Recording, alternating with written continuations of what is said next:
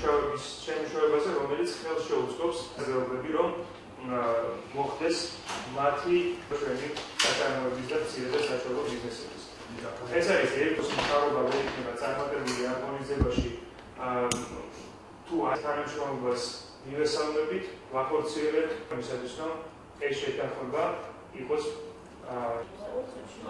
როგორც მოგახსენეთ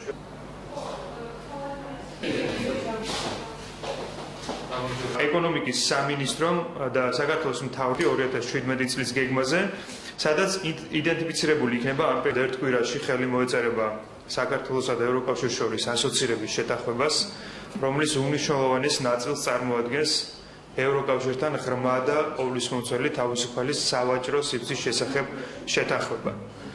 ეს არის შეთანხმება, რომელიც საქართველოს აძლევს საშუალებას ეტაპობრივად მიიღოს ევროკავშირის შიდა ბაზრის 4 თავისუფლებისგან 3 თავისუფლება. ეს არის საქონლის, მომსახურების და კაპიტალის თავისუფალი გადაადგილება.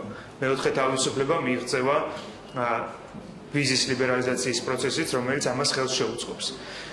ღრმა და ყოვლისმომცველი თავისუფალი ვაჭრობის სივრცის ამოქმედებით საქართველოში წარმოებულ საქონელსა და მომსახურებას გარკვეული პირობების დაკმაყოფილების შემთხვევაში გაეხსნება მსოფლიოს უმსხვილესი ბაზარი, რომელიც ამ ეტაპზე აერთიანებს 28 ქვეყანას და 500 მილიონზე მეტ მომხმარებელს.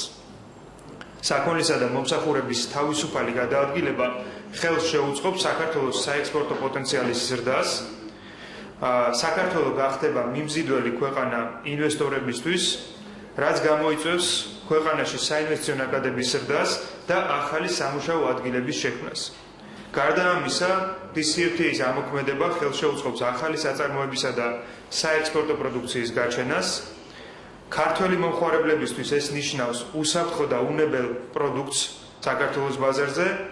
სახელმწიფო ადმინისტრებისთვის ეს ნიშნავს სახელმწიფო ადმინისტრების ევროპული დონის სისტემის დანერგვას და მათ განვითარებას და საუკეთესო პრაქტიკის დანერგვას, რაც საბოლოო ჯამში პოზიტიურად აისახება ქვეყნის ეკონომიკურ ზრდასა და განვითარებაზე.